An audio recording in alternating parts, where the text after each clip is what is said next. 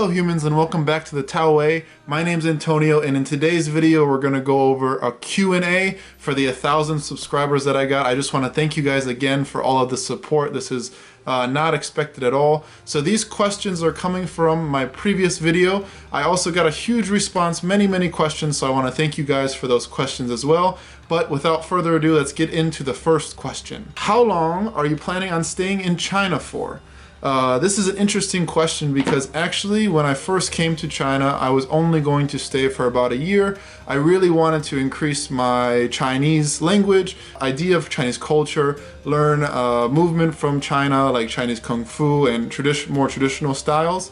But after a year there, I realized it's too short of a time. My language was getting better, I was learning Kung Fu, I was learning their movement practice, but it was just not enough time. You know, I could spend a whole 100 years there and still not have enough time to absorb all of the information. So it's difficult to say how long I will stay in China, but it'll definitely be for a few more years. Is your main job training other people? It is not. In China, I am in the southern part of China and I teach at a college. I teach oral English and I work only about 20 to 22 hours a week, so it's very easy to go through. I can do other things as well. I can do my training, my hobbies, what I like to do. It's a job that I really love. The students are great. It also helps me to become a better teacher. They kind of cross disciplines, so I can become a better teacher in the physical arts and the more language arts as well. But that being said, my online coaching is getting more and more popular, and I didn't expect it to be this popular. So in the future, I might be able to make online coaching and workshops and private training my only job. So if you're interested in online coaching, you can find in my description, either go to my website or you can email me and I will give you all the information there. And if you're interested in hosting me for any workshops, just let me know and we can set something up in the future. My joints are hypermobile, which results in a lot of joint pain. Any advice? You want to work on strengthening whatever joint that is. So usually the hypermobile joint is in the elbow or the knee or possibly the shoulder. So we want to do strengthening exercises and not passively stretch the area. So for example, if you are hypermobile in the elbow or the shoulder, active hanging or archer hanging or doing front lever progressions is an excellent way to strengthen that area and not overextend the area. The next question is, it says, I would be interested in your non-training habits like sleeping and nutrition. How often fasting do you eat sweets? Okay, that's the first one. So let's start with sleeping. Sleeping is very important to me, and I'm able to get really good quality sleep, which I think really helps my recovery. I'm known as a person that recovers very well. I can train for hours on end every day and be able to recover from it, and I really put that towards my sleeping. I get at least 7 to most likely towards 9 hours of sleep every single day. My sleeping habit is usually the same time at night. I wake up at the same time in the morning. So this is normally between 9:30 and 10:30 at night. I go to sleep and I wake up between 5:30 and 6:30 in the morning, and that's almost every single day, whether I am busy or I'm not busy. I'm kind of a morning person. I kind of waste time at night, so I just go to bed earlier, wake up, and I get stuff done. Then he says, and nutrition. So how often do you fast and do you eat sweets? So nutrition-wise, I have always been terrible. But I'm much better than I was 1 year ago, 5 years ago, 10 years ago, much better. But I'm still terrible at nutrition. Overall, I would say 80% of the day, 80% of the time, I eat very well. I eat meat, I eat vegetables, I eat nuts, I eat whatever. And mostly it's cooking it. Either myself cooks it or my camera woman cooks it. She's not here, but her cooking is amazing. But yeah, so I really pay attention to where I get my meats, where I get my vegetables, and the quality of that, and I think it's very important. And I also pay attention to the cooking process. I really enjoy cooking and learning about cooking, even if I suck at it. He says, do you eat sweets? And yes, I have a sweet tooth. It's become less and less sweet, but that is my fault. I really love sweets, and it's something that I'm getting better at, but that 20% is usually sweets. And fasting. I do fast from time to time, but nothing very structured. It's more what is the amount of training that I'm doing in the morning. So if I'm training legs, for example, I'll probably need some type of, at least a little bit of food, because I kind of get lightheaded if I don't. But if I'm doing hand balancing or mobility or even locomotion, I can kind of skip breakfast and feel great. So it kind of depends on the day, it depends on what my goals are, but yeah, I do a bit of fasting. Do you drink alcohol or smoke / take recreational drugs? I do not drink any alcohol, I do not do any drugs, and I do not smoke, and I do not plan to in any time in the future. And are you familiar with some kind of DMT experiences? I am not familiar with DMT at all. It's not me. I don't drink alcohol, I don't smoke, I don't take recreational drugs. Hi Antonio, I have been suffering from repeated shoulder subluxations. Oh geez, my English. How would you go about preventing it from occurring again? So if you don't know, a subluxation is like a partial dislocation of the shoulder. Some are more severe than others. I don't know how severe yours is, but for preventing it, it's similar to what I said for the hypermobile people. You want to be strengthening that area and not stretching it further, because the less strength that you have in the area and the more flexibility, the bigger this gap becomes, the more you're prone to injury. The overhead band pull apart, so you're going to start in elevated shoulder angle, depress the scapula, come down with straight arms to parallel, then control on the way up, back to elevation at the top. The next question is, how much is too much when it comes to strength training? It depends. It's all about the dosage. You have to take into account your training age, how much volume you're able to do, and how used to the exercises you are. So for example, a person that just started, if I give them 6 days a week of strength training, they're probably going to suffer and not make a lot of progress. But if I take somebody that's been training like this for 2-3 years and I have them do it 6 days a week, now we have a totally different experience. But in a general perspective for strength training, I would do anywhere from 1 up to 3 times per week for a specific thing. Split my strength training 3 different ways. So we have bent arm strength, we have straight arm strength, and we have lower body or legs. So this one you could do twice a week, so twice a week of bass, twice a week of SAS, and twice a week of legs. That would be 6 days a week of strength training. This is a good one if you want to build up. Then once you've built up to a level that you like, then you can kind of lower it down. What do you think about EDT, escalating density training? I am sorry, I do not know what that is. Maybe you can enlighten me. What is better, weighted calisthenics or harder progressions when it comes to maximal strength? We're looking at progressive overload. Progressive overload is getting harder over time. So if we do weighted calisthenics, let's say we weight the pull-up, you can kind of gauge your progress by, oh, I used 5 pounds this session for 5 reps, now I use 10 pounds, okay, I got a progression of 5 pounds. You can do the same thing, chin-up. So you can do 5 reps of a regular chin-up. Now we take the hand further away and you focus on one arm like a mixed grip chin-up. Now we're loading this arm heavier, so we are putting more weight on that arm, it's just not external weight. So it's kind of the same thing, but you're also learning a skill. So I'm learning towards the one-arm chin-up. Whereas if you only did weighted calisthenics, you wouldn't learn the one-arm chin-up unless you're very, very talented. What do you think about daily crawling, for example, leopard crawl, as daily body conditioning? I do not know what leopard crawl is, but I can assume it's something on the ground. But I think crawling is an excellent pattern, but you have to know the prerequisites, the foundation of crawling, or else it just looks like garbage. But yeah, crawling is very good, especially doing it daily. You're loading the wrist, you're using your mobility, you're being creative. It's an excellent thing. Next question is, what is your goals in 2020? What are your goals in 2020?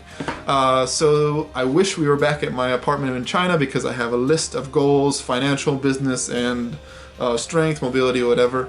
But I'll give you a short list of some of my movement goals. So if you don't know, I am injured. I have had this injury for a little while. It's to my left adductor. So one of my goals is to fully heal from this. I can pretty much do everything now, but it still gives me pain in a few specific positions. As far as strength, I really want to have consistency in both one-arm chin-ups. My left is always there, my right is sometimes there. I'd like it to be always. I would like to get a full front lever for 5 to 7 seconds consistently throughout sets. And then mobility wise, I want to be able to do head to toe with no warm-up at all. I would like to get the middle split, and I'd like to have a front split with no warm-up.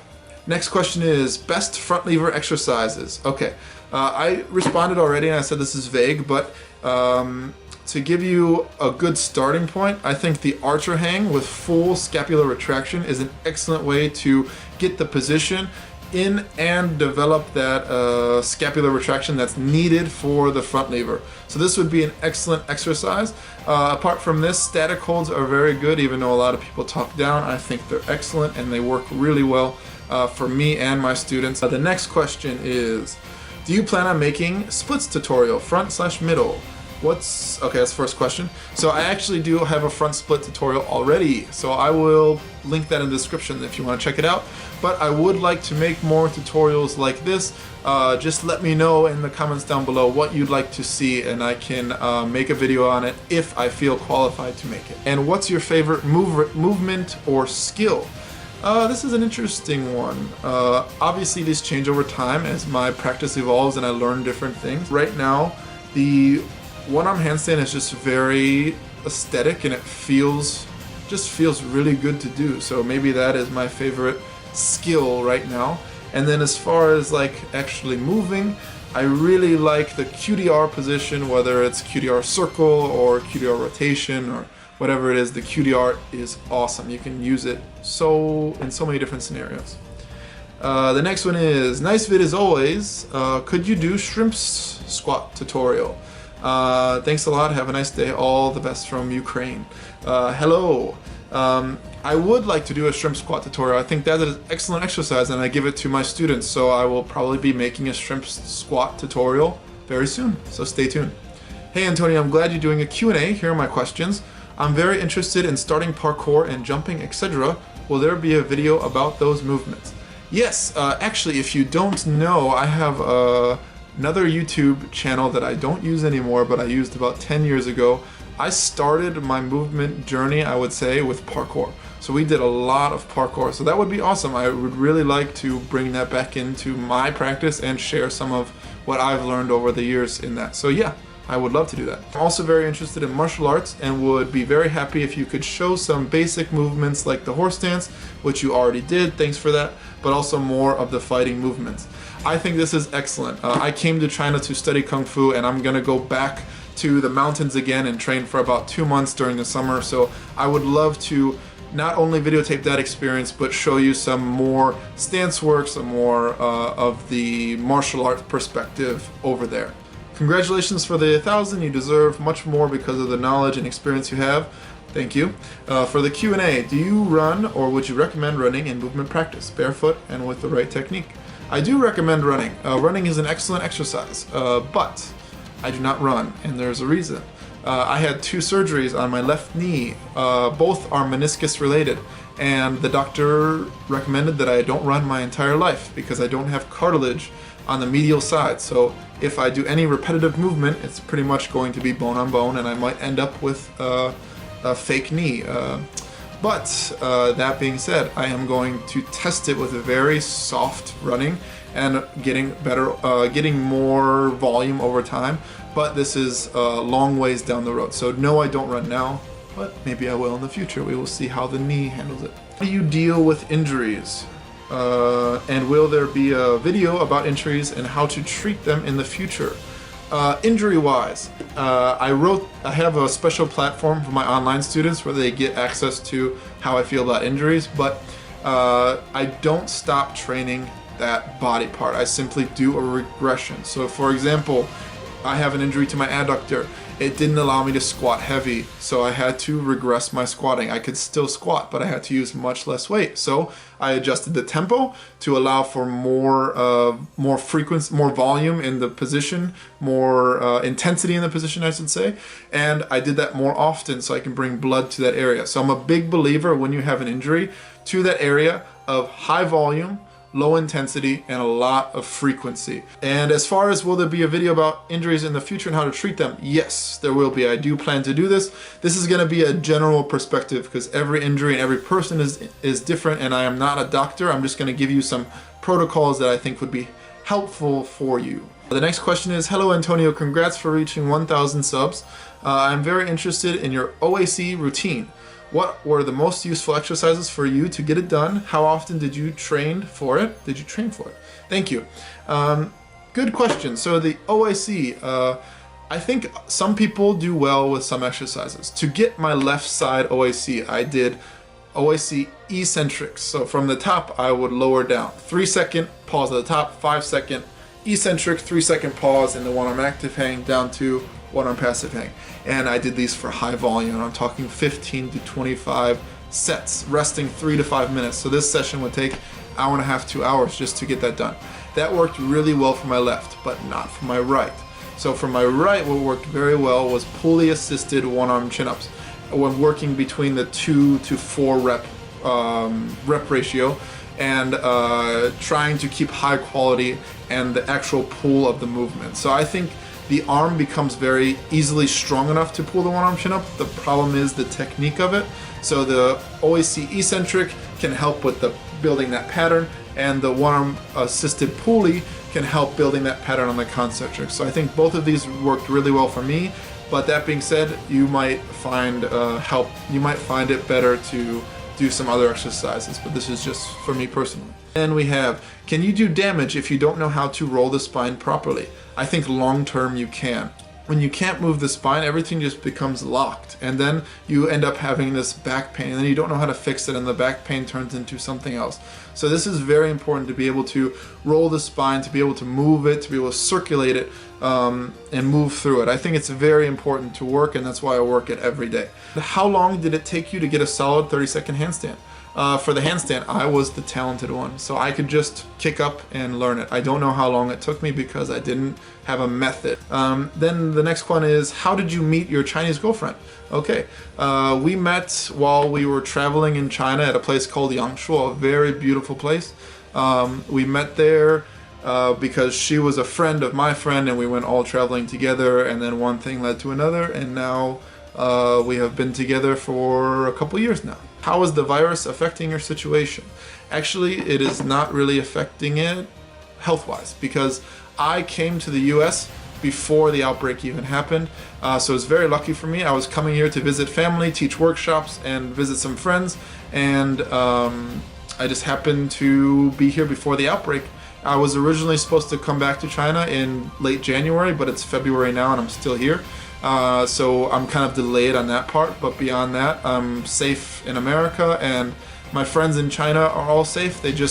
Nothing's really opened, and they're kind of stuck inside right now. But beyond that, they're healthy. There's no problem really with them. Hey Tao, great content. First of all, I saw you do helicoptero. Do you have any tips for training? I currently work from a higher playground. To get the right swing, the swing right, how did you train helicoptero? I think he means not playground, but platform. But yeah, I would actually recommend that. So I will show a video now doing the helicoptero, but from a higher platform that allows me to land the helicoptero with more room to actually mess up. So I'm getting the movement down. This is how I learned how to do it. I would also recommend using the diagonal stretch, because the position of the spine and the position of the leg is very similar to the landing of the helicoptero. I would also recommend doing the au de frente, because this is a kind of prerequisite for the helicoptero. It has the same kind of exit, and it's one of the beginnings of soft acrobatics, if you will. The next question is, what do you think about the Chinese method of teaching, do it until you get it, versus the Western method, progressions and cues? Actually, I like both of these. I think that a good student should be able to learn, whether they're learning from a video, from text, in person, using progressions and cues, going through the fire and then coming back and seeing what comes out the other side. I think there's a lot of value to the Western side of progressions and cues, but at the same time, I think there's a lot of value to be had with the Chinese style of do it until you get it. As far as my personal teaching style, I'm about 80% of the Western style, where I give progressions and cues, and then about 20% of that Eastern style, where I'm just putting you through it and seeing what you can do with it. I think there's a lot of benefit that the student can get from both a physical perspective and a mental perspective. But as you can see, I seem to favor the Western side over the Eastern side, and we'll see the longer I stay in China, maybe that Eastern side will begin to creep more and more into my teaching practice. And our last question today says, great video, keep them coming. Diagonal stretch, thoughts, progressions, and cues. The diagonal stretch is an excellent exercise. I used it for a long time. You can use it to prepare for acrobatics, prepare for a front split, prepare for many different things that involve the hip, the knee, the ankle. I would recommend for cues, you want to have that front foot that you have rotated towards the outside a little bit, and this gives you a little bit of stability.